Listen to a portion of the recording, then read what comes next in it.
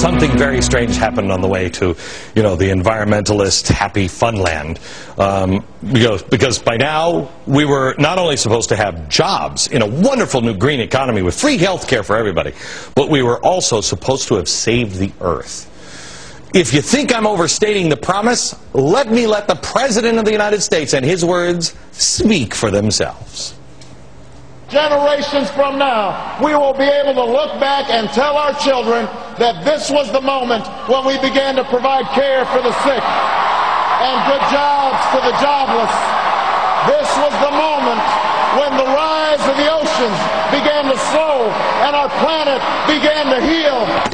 We're holding and healing while creating jobs with this. Shh, go to sleep. I'm just creating some jobs over here on the backside of your head, Mr. Planet. Yeah, and that was the time when we were going to start to care for the sick.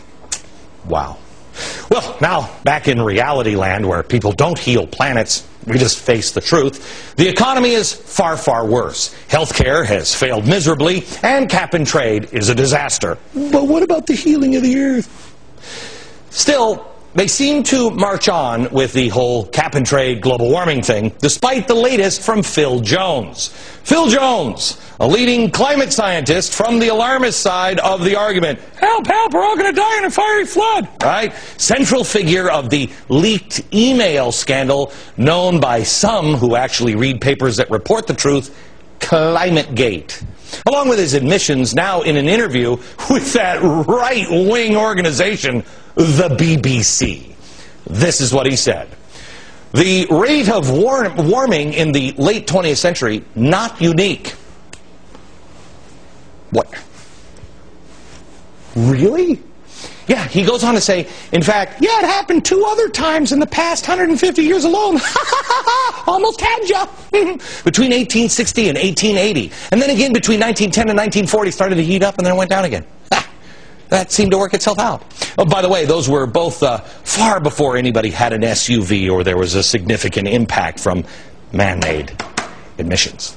Next, this guy admitted uncertainty in the temperature readings only 130 years ago. 130 years ago. There's a lot. I'm not really sure what happened.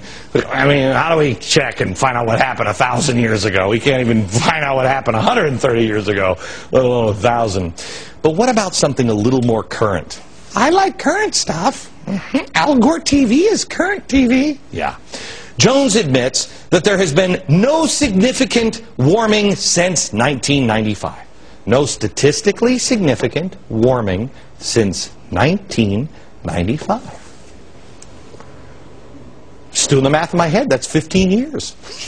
15 years, that's weird. Doesn't that go all the way back to when Al Gore was just a dull vice president and not a dull atmospheric scientist / Nobel Prize winning / climate profiteer? Yeah, I think it does. 1995. And Jones also admits there's been a slight global cooling since 2002. While it's also not statistically significant, someone at the head of the alarmist community, even thinking the words global cooling, is kind of a little victory right here in my heart.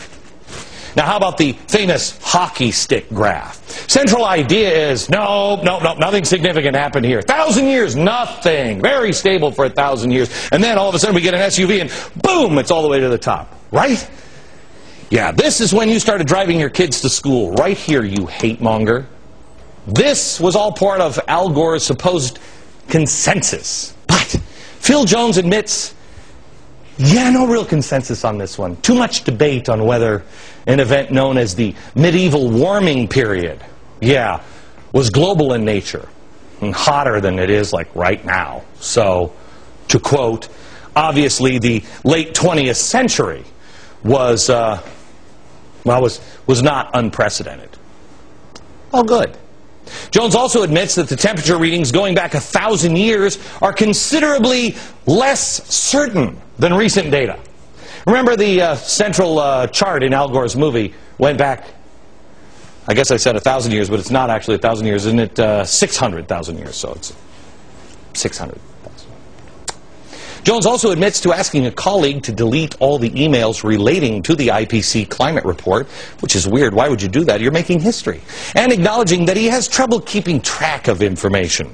Where did I put those temperature records used to drive trillions of dollars in policy? Oh, they must be in my other pants. But perhaps most significantly, Phil Jones is admitting now what skeptics have been claiming forever. When asked if scientists believe the debate on climate change is over, he replied, quote, "I don't believe the majority of climate scientists think this. This is not my view. No, there's still much that needs to be undertaken to reduce uncertainties. So no consensus among scientists. There's no consensus among..." So I think he's saying that the consensus is that there is no consensus. That's great. The warming, not unprecedented. No significant warming since 1995. Is this the head of the global warming alarmist or a right-wing think tank? I'm not sure. After everything else that has happened lately, if this really was about science, and we're really in the debt and the problems that we're in right now, wouldn't you everybody say, "Whew, good, we don't have to spend that money"? Wouldn't everybody just stop and say, "Hey, wait, whoa. Maybe we should reconsider"? Wouldn't the trillions of dollars that are on the line with policy decisions all around the world require, well, they did India, come to a full stop? Let's look at what's going on here. We can't trust these people. If this were about science, wouldn't science matter just a little bit?